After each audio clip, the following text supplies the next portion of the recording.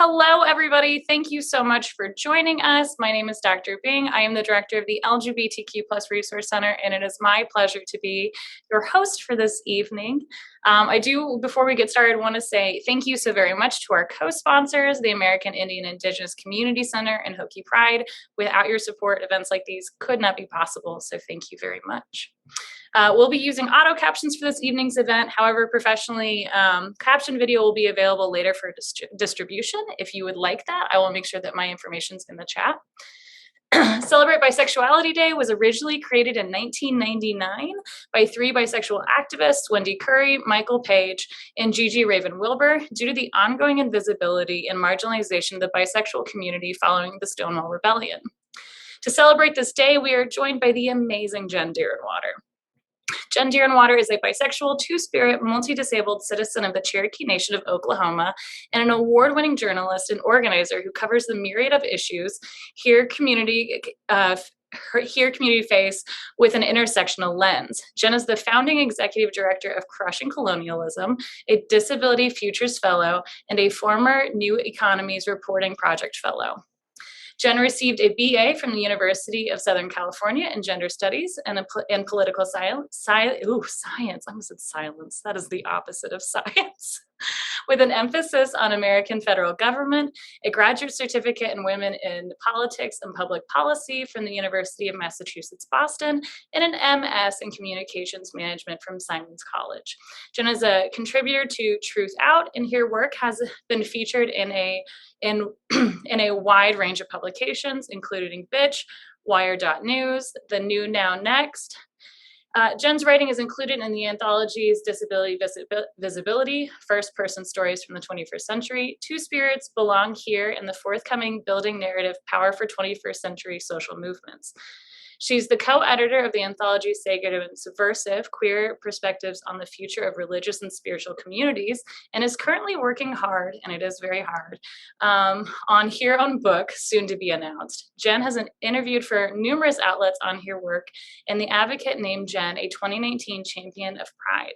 While a nomad at heart and raised in rural areas of her nation's reservation in Oklahoma and in rural Texas, Jen currently lives on occupied Piscataway land known as Washington, D.C.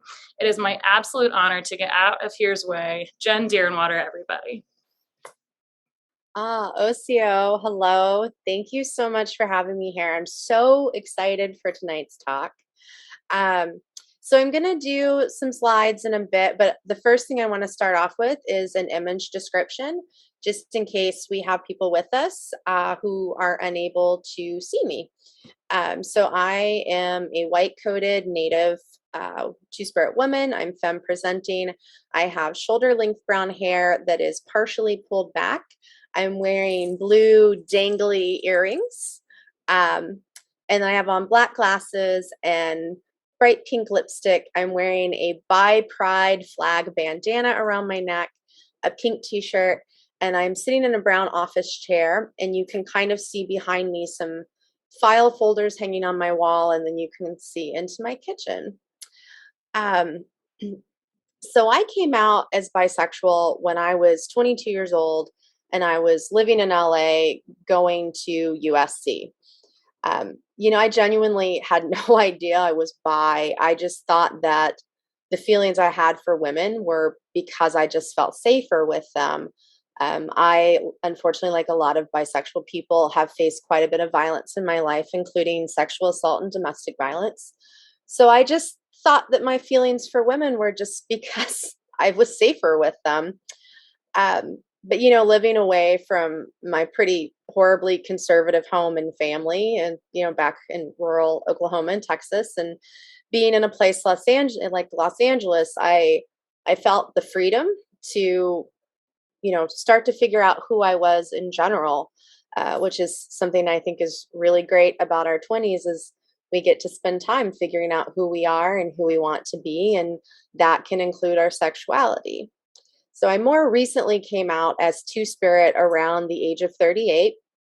And for those who may not know what two-spirit means, it is an English language contemporary term, and it's meant to encapsulate the various gender identities that some tribal nations had pre-white invasion. So not all tribal nations had just two genders. Some had multiple genders, and those genders all have their own terms, their own roles and responsibilities within their tribes. But Two Spirit is just a way to sort of capture that. Um, I also want to say, if you're not Native, you can't be Two Spirit. I'm sorry. So, I came out as Two Spirit later because it just took me a while to understand my own gender identity, and how that also related to me as a Native person, what that means for me and my roles and responsibilities in tribal and Native community. So I'm 42 now, and I've been out as queer in some fashion for about 20 years. And it's amazing the growth and the change that I've seen since then. Sadly, there's backlash, but things are so much different now than they were when I was, well, probably most of your ages. We still have a great many barriers to overcome in order to have justice, and have the high quality of life that we all deserve. But, for this talk tonight, I get to actually give some uplifting information. um, if any of you have read or followed my other work, I often have to report on things that are pretty doom and gloom. So I'm excited that I get to talk about some happy stuff tonight. So before I start the slides, I think it's important that we know who we're talking about when we're talking about minoritized communities. So I want to start off with some data on our bisexual plus community. And, I'll talk some about my own personal experiences and observations along the way.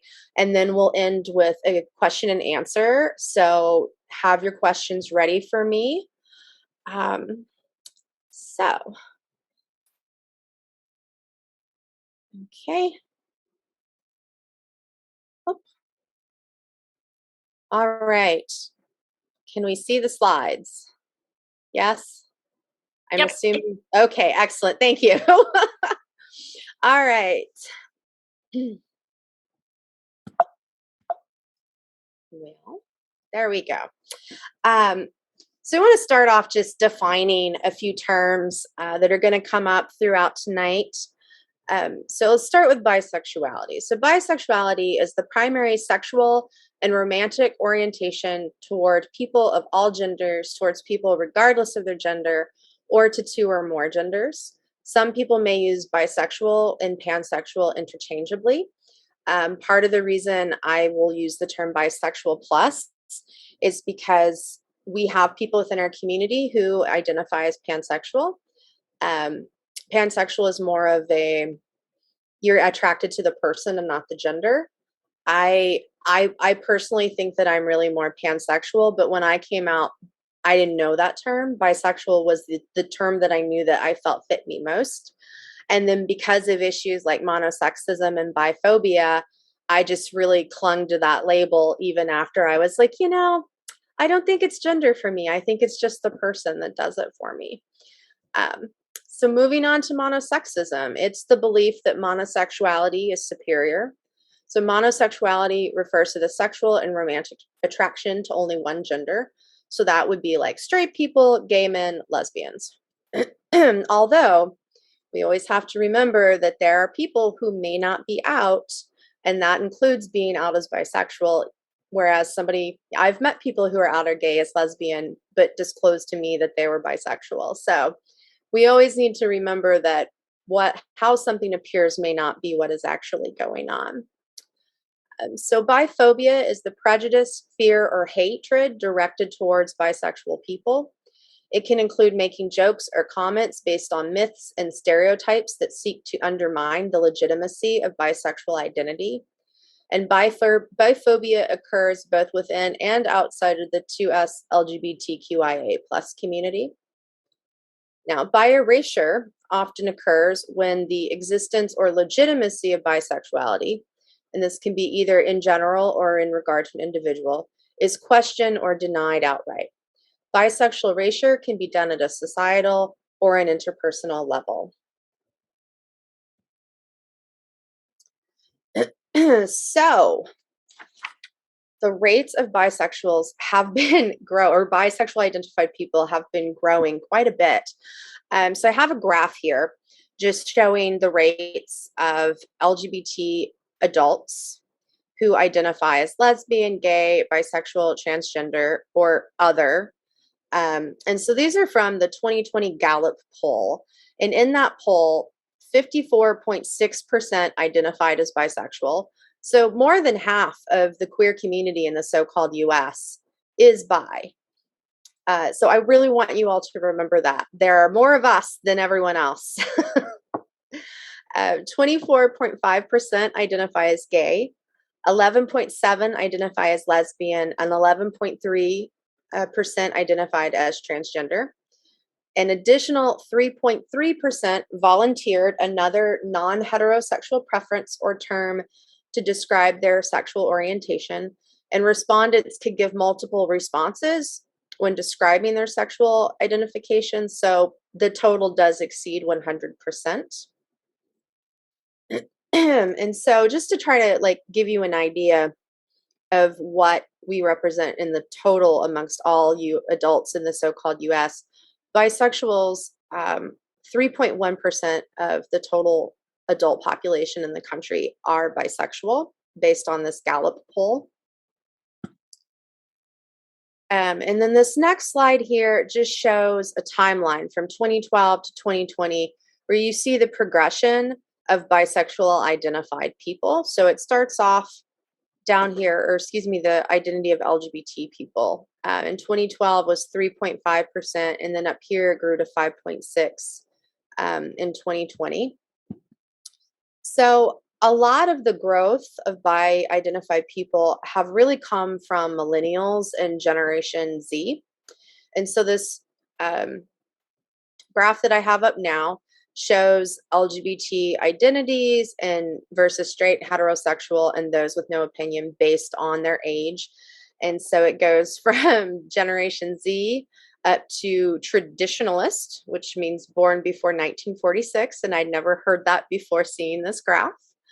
I myself am Generation X.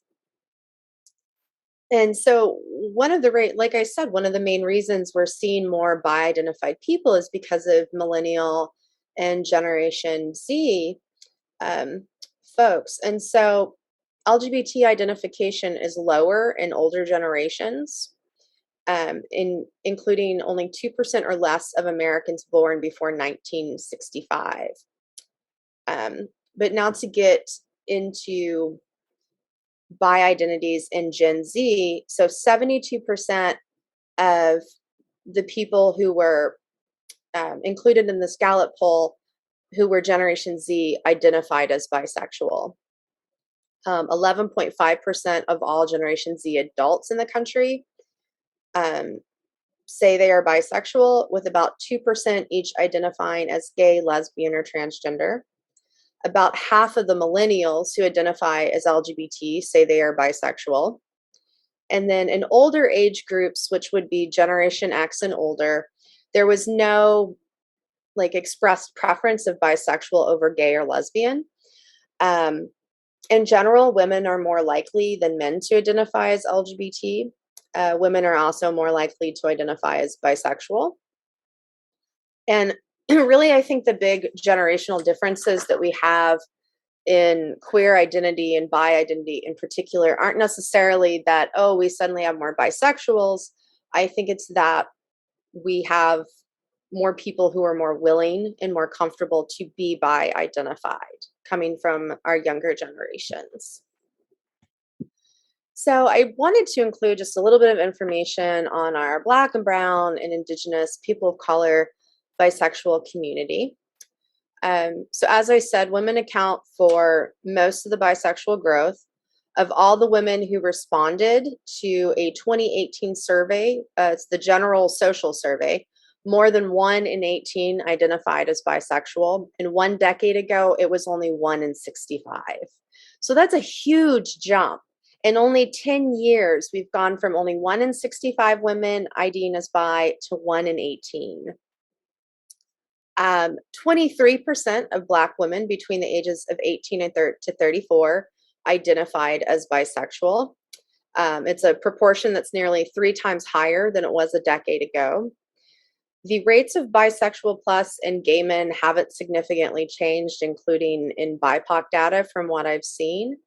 Um, there's always limitations on trying to give research because not all communities are included in data and research, one of which is the Native community. I just really couldn't find any data that was specific to bisexual natives. Um, I'm always looking. So if you all know of anything, if you come across anything, let me know. We are slowly getting more and more research on queer natives in general, but we are quite often left out of research, unfortunately. But something I did want to share is that the Williams Institute estimates that there are a total of 285,000 LGBT American Indian or Alaskan Native adults. And so that is out of what are we, like 2.9 million based on census data for those who only identified as Native. So that's, I think, still a fairly large number considering the small total number of natives that we have in the country. Um, and something I wanted to touch on, just like a little personal story, because I don't want to just get lost in facts and figures and numbers. I think personal experiences are really important. But when Dr. Bing told me today that some of the students have organized a watch party for this event, and it's being held with the American Indian and Indigenous Community Center, with a discussion to follow. Like I literally teared up. I I've been a little weepy lately in general, but I teared up hearing that. It really warmed my heart and excited me. Um, when I was at any of the universities I attended for undergrad and grad school, there were no Native student groups. I was always the only Native. um, and I was quite often the only out bisexual, even in like the queer student groups. Um, and I've experienced a lot of biphobia from monosexuals, both Native and non-Native. And unfortunately, there's a great deal of anti-queerness still in some of our Native communities, including my own tribe. And so it's over the years I felt very isolated. I felt very isolated from larger queer community and from Native community. So it just really makes me happy to know that our youth are doing this work and are listening and are having some spaces to be together. A lot of the spaces I've been in my life and that I'm still quite often in, um, I'm often the only one in the room that's bi or Native or disabled or two-spirit, especially some combination of those things. Not a single one of the educational or professional spaces I've ever been in has had a mentor for me because there just wasn't anyone like me present. So I've really had to just get out there and work and learn as I go. And that's also kind of part of why I do this work. I don't want any of our future generations to know the pain of not being seen or being rejected, because you all are amazing and so deserving of love. And I want better for y'all than what I have experienced in my life and what our generations before us have experienced.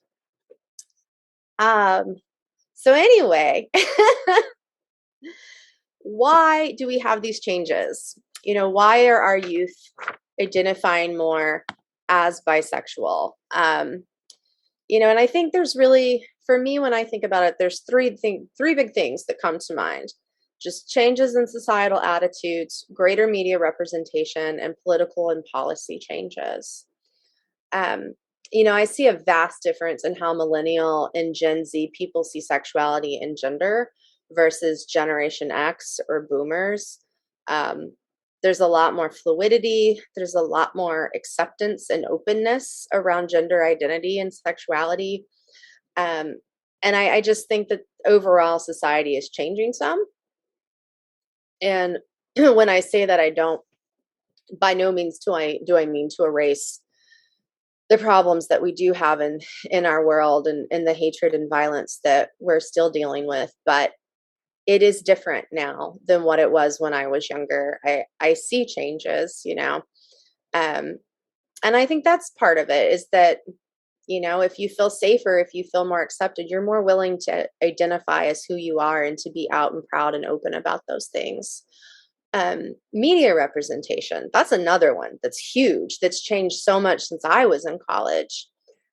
You know, when I was in school, the only queer show we had was Will and Grace, uh, you know, in which, while it was sort of groundbreaking, it was still heavily problematic. You know, it's white gay men, white people, everyone's cis, everybody's able bodied, everyone's educated and has money. And there's a lot of just stereotyping of gay men in the process of that show, but it was what we had, you know, versus now where I'm just like, wow, there's so much bisexual representation in media. You know, I don't really recall seeing bi representation in media when I was first coming out. You know, it was really slim, and what was out there was often just really stereotypical, or just blatantly biphobic. You know, and now there are so many celebrities that are out as bi or pan. You know, there are TV shows and movies that are starting to, you know, accurately portray the lived realities of bisexual people. You know, personally, I really love Lost Girl and Sex Education. I think those shows are great, and I could watch them over and over again. um, you know, I do want to emphasize, however, though, you know, when we talk about visibility and inclusion, those things are really important, but visibility isn't enough. It's not enough to just be like, hey, let's grab a bisexual, you know, actor, or let's have a bisexual screenwriter or a bisexual speaker or something. That is not enough. You know, we need justice. We need complete, full, meaningful inclusion of our bisexual plus people in all aspects of society, and not just in a tokenizing way, but we need to see change in this world where bisexual plus people aren't being oppressed, aren't being hurt. And so that brings me to political and policy changes. Um, Things have gotten better, uh, in some respects. You know, I don't want to underscore the many anti-queer bills that are flying through legislative chambers across the country, especially that are targeting our two-spirit, non-binary, and trans community members. But there are a lot more pro-LGBT laws on the books now than when I first came out. Um, there seems to be a little more growing acceptance amongst policy makers. I think somewhere along the way, a lot of them just had to accept that queer people are here and we're not going away, and so they've changed their attitudes on policy and politics and, you know, political beliefs and such. Um, so I think that those are three big changes that have led us to a place where more people are coming out as bi, coming out as queer in general, but in particular as bisexual.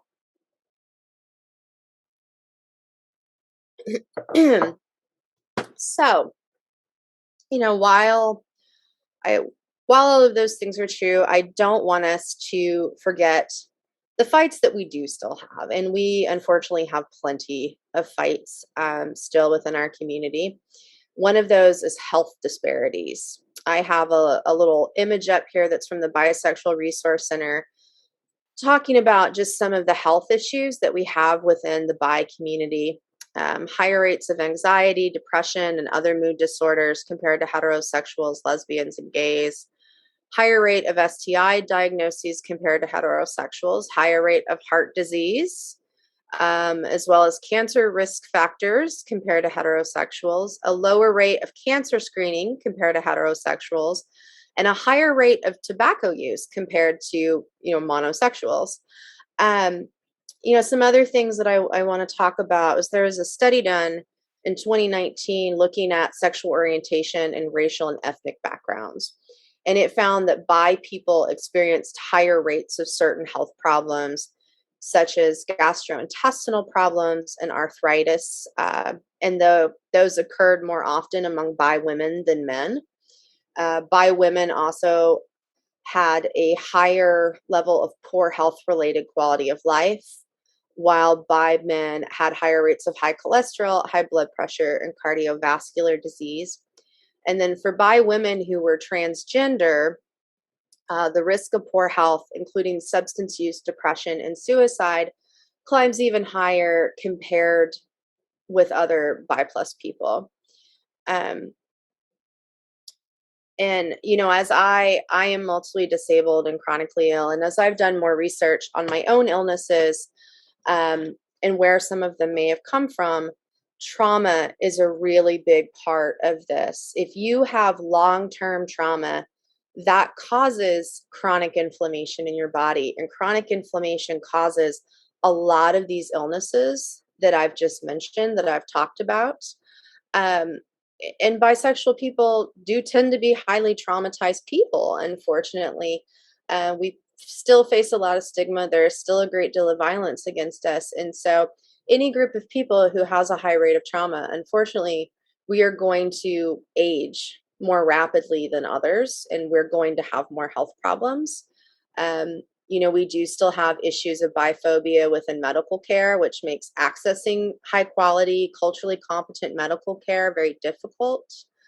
I myself, unless I'm going in to talk specifically around my sexual health, which even then I'm still kind of shaky about what I disclose, but I often don't talk about my gender or my sexual orientation with my medical providers, because I'm just fighting so hard already to get them to believe my health problems are real, that my chronic pain is real, that I don't even get into the like, hey, please don't call me Miss Deerinwater. Like, I know I look like a woman, but that's not really my identity. Um, so we have issues like that at work within our community, and which could also be leading to some of these health problems and severity of health problems. We also have higher rates of poverty. We know that people who are living in more poverty are not going to access regular medical care, let alone specialized care. Something else I wanted to point out was that Black, gay, and bisexual men make up 26% of all the new HIV cases in 2018, making them the most impacted group in the country by HIV. We need to remember that while there's been major progress on prevention and treatment, HIV is still here, it still exists, and it is disproportionately impacting Black community. Um, Something I want to speak on too, as a Native, is that we don't have higher rates of HIV contraction than other racial groups. However, because we have such incredibly low access to healthcare in this country, like we have the worst access to healthcare, and we have the highest rates of disabilities. It's about 24% of American Indian and Alaska Natives are disabled. Our health is the worst in the country, unfortunately, and that's because of colonialism and genocide. But um, the HIV, so it's not that we have particularly high rates of HIV, but what happens is that our people are not getting tested that often, and so by the time a lot of our people are tested, they have progressed from having HIV to having AIDS. And then if you are in the Indian healthcare system or the urban Indian healthcare system, you're probably not going to get any treatment whatsoever for AIDS. Because we also still have a lot of stigma around HIV and AIDS and queerness within Native community, there's also just a lack of information that's put out there. There's a lack of services and a lack of talk around those things. And I think it's really important that we talk about these issues and we think about all the ways that they're impacting our communities, um, and how different forms of trauma and different forms of disparities are impacting us. So, one of the other issues that we have going on is that we suffer from really high rates of violence. In particular, bi identified women have the highest rates of intimate partner violence in the country. So there's a study done that found that 61% of bi women and 37% of bi men have experienced rape, physical violence, or stalking by an intimate partner. That was significantly higher for the bisexual women. That was significantly higher than straight women and lesbians. So 46% of bisexual women have been raped. 22% of those were by an intimate partner. 47% of bisexual men have experienced sexual violence other than rape. And 48% of bisexual women who were rape survivors experienced their first rape between ages of 11 and 17. I fall into that statistic. And once again, I want to talk about intersectionality here. You know, when we start breaking down race, disability, the likelihood of things like rape or domestic violence just skyrockets. And so I think that that's really important that we remember that that our bi folks of color and who are indigenous and who are disabled have really high rates of assault, significantly higher than what is listed here, um, based on what I have seen. But there isn't any specific data or study I could point to say, oh, all bi disabled Native women have been, you know, X amount have been assaulted. But just knowing the statistics for bisexuals, disabled, and Native women or Black women or brown women, migrant women, trans women and people, you know, we know that the rates of violence, the likelihood of it just continue to increase and compound. And like I said, when we're talking about health disparities, this violence creates health problems. It creates disabilities. So one of the other things I want to point out that we're still dealing with is that unfortunately, you know, while we have all this great growth amongst our millennial and Generation Z folks, unfortunately, it's Generation X and the boomers who are mostly in charge of this country. We are mostly the ones running the nonprofits, the universities, you know, educational systems, government, and so forth. So unfortunately, all of you kids still have to deal with us older adults that haven't progressed as much as we should. So that is something else we have to think about, that we have to contend with as bisexual plus community, is that unfortunately older folks are in charge and they've not all come along in the direction that I would have liked to have seen. I will say with that though, that we always have to remember that just because someone is bi does not mean they're necessarily going to support the bi community. And this goes back to what I said earlier about visibility versus, you know, meaningful inclusion and justice. One great example to me is Senator Kirsten Sinema. She is an out bisexual politician. I believe she was the first out bisexual in Congress. I've known about her since I, many years ago, was working in politics. Before I came to media work and journalism work, I worked in politics for some years, and in the Democratic Party in particular. And so I've known about her since she was in the state house in Arizona. And I remember being so excited, yes, an out bisexual woman in political office, because, you know, I was planning to run for office and, you know, was so gung-ho to see anyone that looked like me in some way. But as time went on, I watched her and was like, well, you know, you may be bi, but I don't think you really support the bi community. And one of the things that she's done more recently that really infuriated me was she voted against a minimum wage hike. And when you consider that bi people have higher rates of poverty, she voted against the interest of the bi community. And so, like I said, that goes back to, you know, Generation X and the boomers were the ones in charge, and we have a long way to go. So we just have to remember, we need representation, but we need good representation, and we need people that are going to fight for all of our community members. You know, it's not just about getting like what the white, hetero, able-bodied, well-to-do man has. It's about breaking down those systems. It's about having justice. It's about doing right by our people. And that doesn't mean, oh, I want to get what I want and then turn around and oppress others. No, it's about breaking that system apart so that we're all free and we all have what we need. So, wrapped up fairly quickly. I thought I would like jabber on a little bit more. So, but I got through all of my data and everything a little more quickly than I was expecting. So we have lots of time for questions and answers. And just to make sure I don't forget to tell you all this, but if there's a question, something comes to mind, you ever want to talk to me, like please reach out. I may be slow to respond just because, I'm very busy with work and I'm trying to do better about making time for myself and, my own well-being. That you can reach me on email at jdeerinwater@crushingcolonialism.org. You can also reach me through my website or Crushing Colonialism's website, and you can follow the work that I'm doing and the organization is doing. And so my website is jdeerinwater.com, and then the other is crushingcolonialism.org. Follow me on all the social media, Instagram, Facebook, Twitter, all that stuff.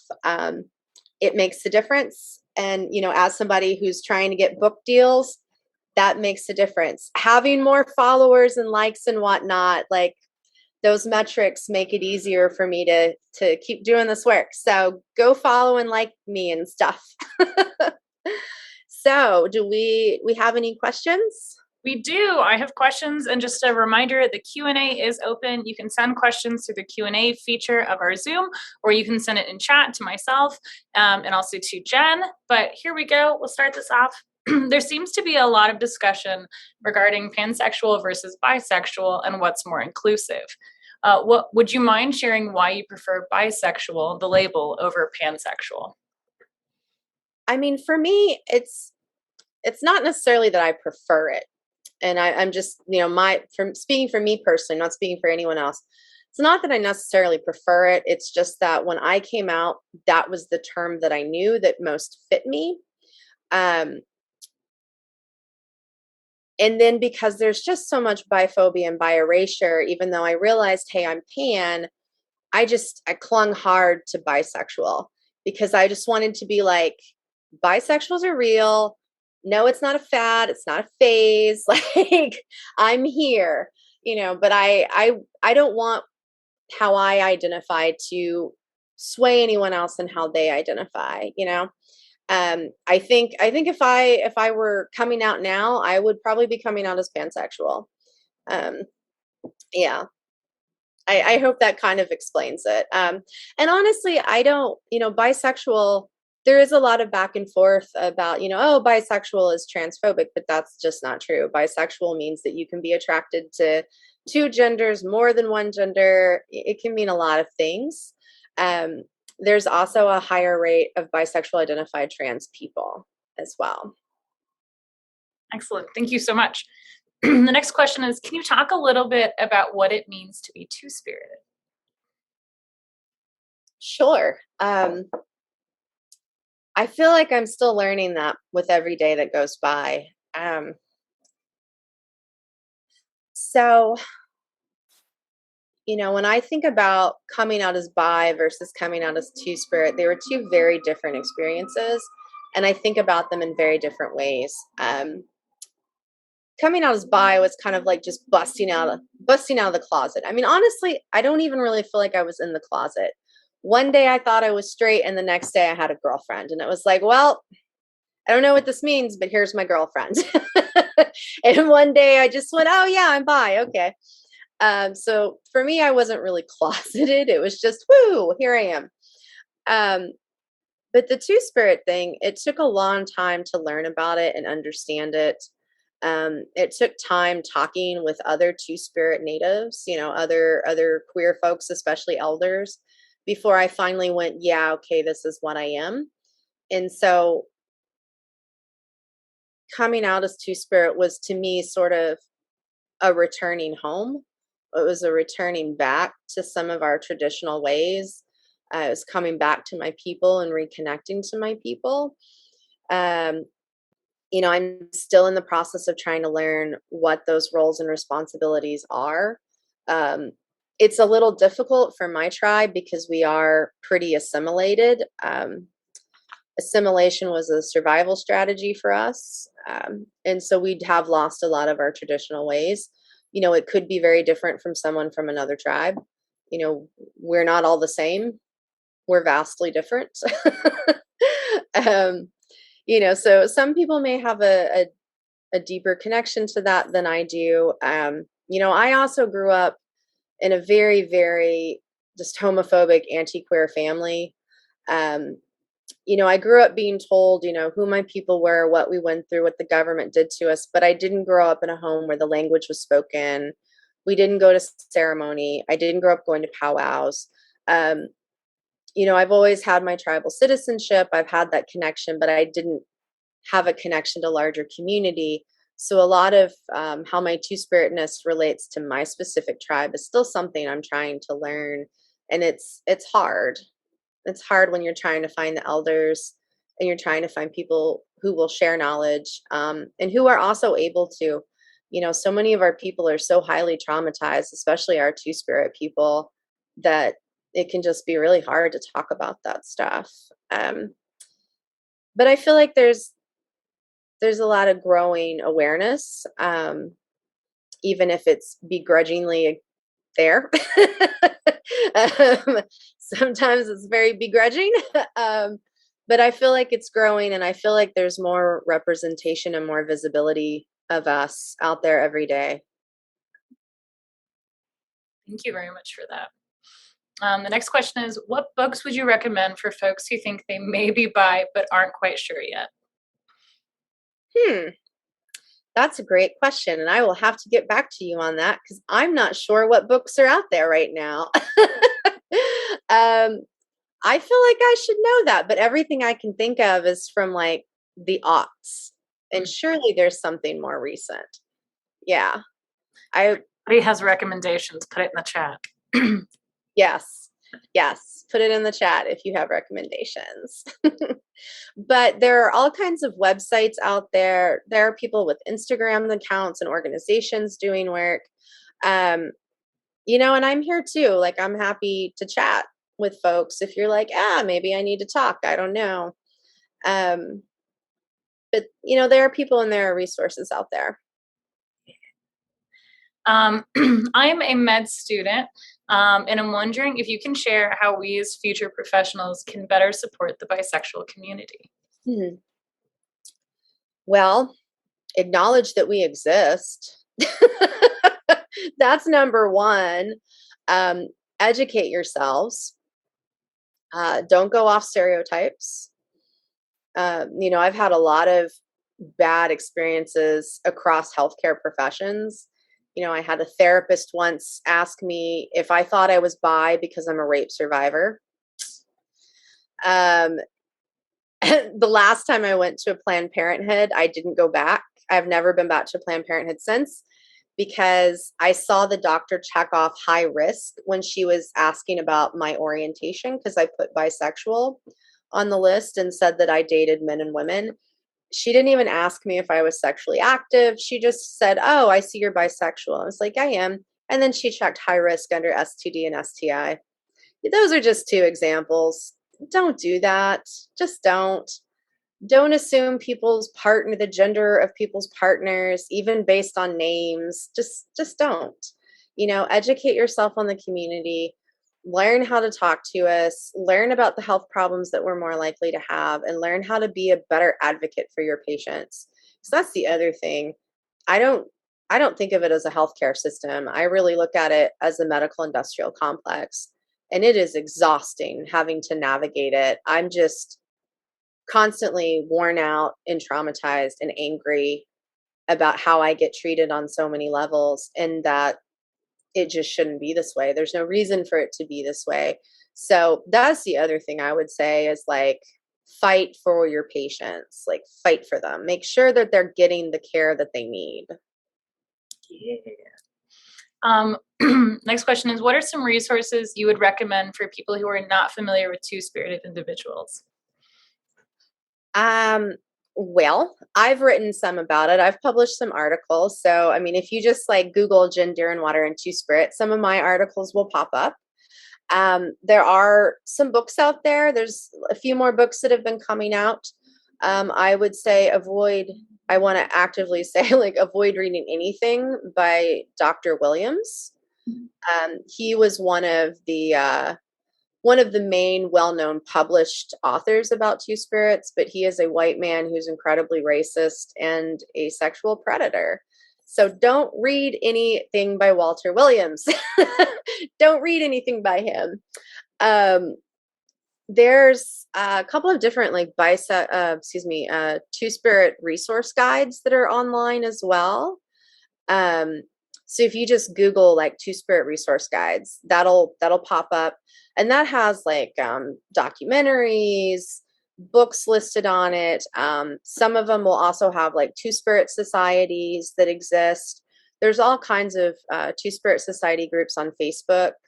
Um, I just say go into any online group, with some caution. You don't know who's on the other side there, but there is an online community. There's also the Two Spirit Journal, which is another resource where you can go in and just read about, different aspects of being Two Spirit in the community. All right. What advice do you wish someone had given you when you were younger? We're getting deep.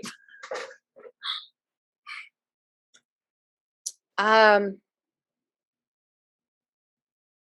I wish I'd had someone to say it's not your fault on just about everything. And I don't say that to try to wash my hands of any responsibility for mistakes that I've made in my life, but I often felt a lot of pressure to succeed. Um, some of which I put on myself. I'm a little bit of an overachiever and a perfectionist. Um, but I graduated into two recessions from undergrad and grad school. And I had so much pressure from my parents, like, why can't you find a job? You must not be looking. And it was like, well, my name's Jennifer Deerinwater, and I'm trying to get a job in a recession. Like, cut me some slack. You know, um, I really grew up being told, oh, if you just work hard and get an education and all these things, you'll do well in life. But that really takes away all the responsibility of systematic oppression. Um, I really wish that I'd had somebody just say, it's not your fault. You're going to have to struggle harder, but that's not your fault. That's on the system, and that's on those who uphold that system. Um, I wish I'd had more people to tell me that I was worthy of love, that I deserved it. Um, yeah. So you're carrying a lot on your shoulders. You've got a lot to contend to, and those problems are not your fault, but unfortunately they are the problems that you are inheriting. Um, but you all are worthy of love, and you're worthy of justice and kindness. You're worthy of a good, healthy, happy life in a great world. I can't guarantee you're going to have that, unfortunately, but you are worthy of it. And even if you don't have those things, it's not your fault. The system was not designed for you, unfortunately, and that is not your fault. Yeah. It's really sweet. Like, Jen, if I could hug you, I would. Hugs, air hugs, virtual air hugs. This is not on the list, but it's my question. It's my favorite thing to do when we do identity events. Jen, what is your favorite thing about being bisexual? Oh, wow.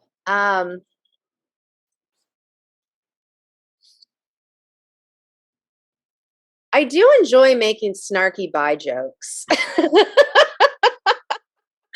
mean, what else is a good word? Yeah. Yeah.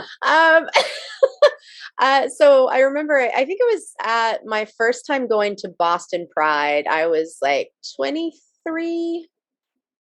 Yeah, early 20s. And the Bisexual Resource Center is based in Boston. And so I stopped by their booth and I bought a little pin that said, I'm bisexual and I'm still not interested in you.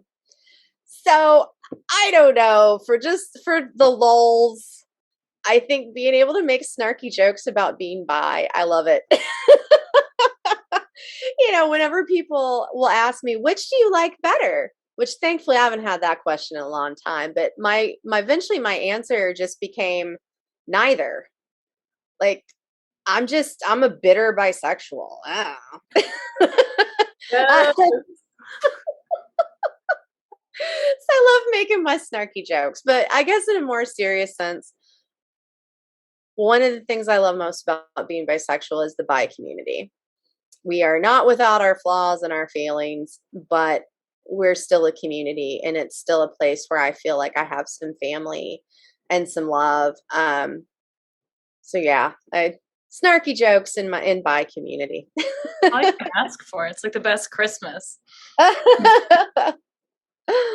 The next question that they have submitted is, what is your new book about and when can we buy it?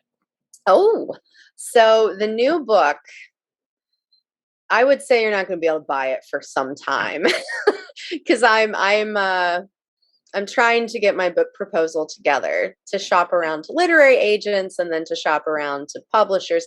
It's a big process trying to get a book published. But I am looking, and this actually impacts you all at Virginia Tech, and I'm glad I get to talk about this. So the book is looking at the history of the exploitation of the land in central Appalachia. So West Virginia, Eastern Ohio, Southwest Virginia, down a little bit, little North Carolina, so forth. But looking a little bit at that history of the exploitation of the land and the colonization of the land, and that leading to the fracking boom that we're seeing across central Appalachia. You know, how those two things connect in a historical and a present day context, and what we're staring down the barrel of if the gas industry has their way with all of this fracking infrastructure and the fracking of the Marcellus and Utica shales. And one of the projects that I do research on and that I've written some news articles on and that will be included in this book is the Mountain Valley Pipeline. And that is being built and going through areas very close to Virginia Tech. So I hope that you all will take the time to learn about the Mountain Valley Pipeline and learn about the fracking boom that's happening out there, because it is bad and it is dangerous, and will cause unbelievable devastation. So yeah, so that's what that book is. Not a particularly happy one, but a necessary one. Jen Deerinwater putting out all the fuzzy feels. The other book I want to give a little plug on is Sacred and Subversive. So I'm co-editing that with Jara Brown. And so it's a collection of pieces by queer people about religion and spirituality. We already have a literary agent. We're in the process of, trying to find a publisher. And oh, you love my bicolors outfit. Thank you. But that book I'm really excited about. Once we get a little further along in getting a publishing deal, we'll soon be, putting a call for submissions out as well.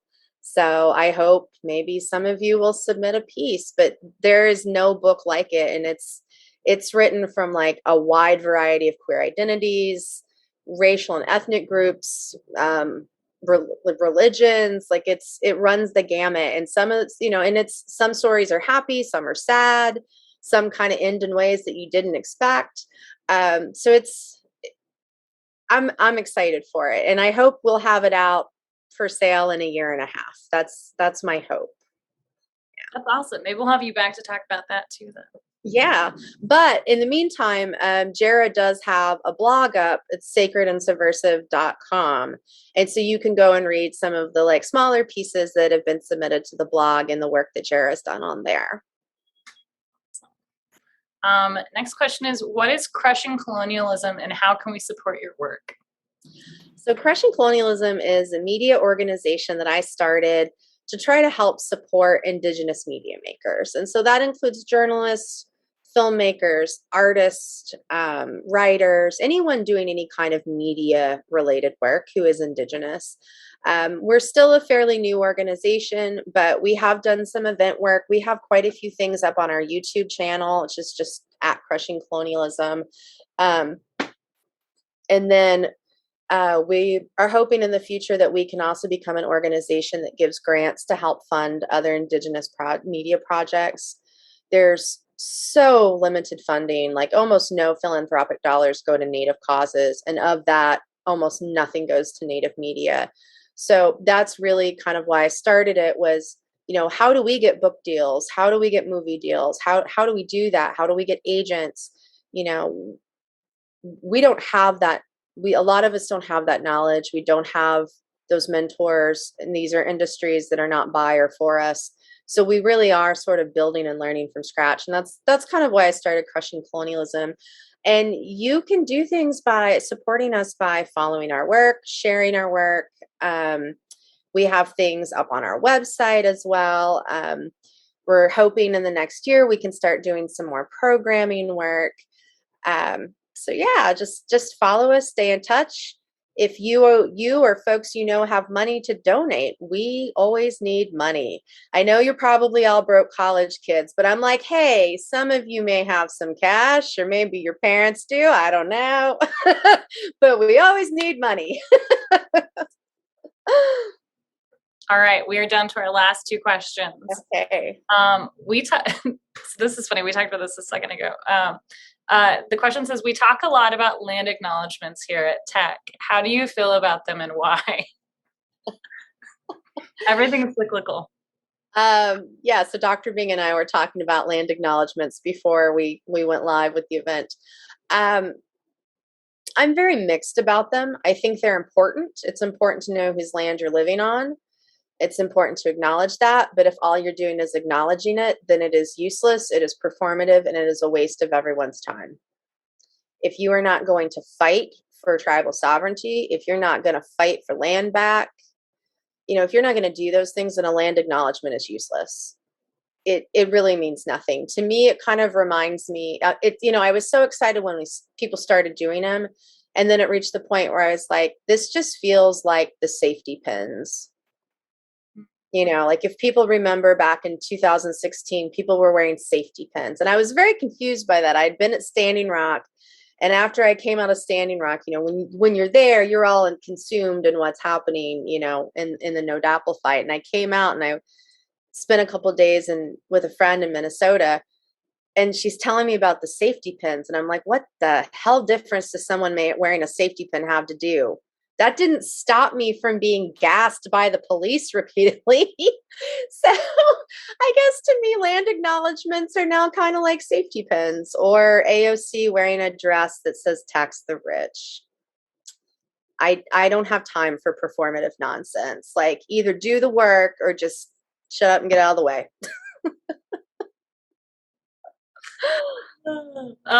And the very last question, and I think I know where this came from. Can you give a shout out to the folks in the AICC?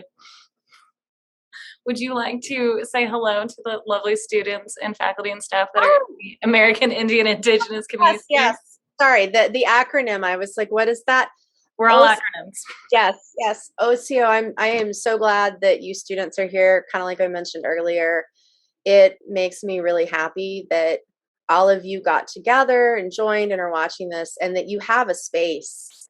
That means a lot, and I'm really happy that you all have a space and that you thought that I'm important enough to include in that space. And I hope that this has been a good event for you all, and just know that I'm here and I'm around if you ever need someone to talk to.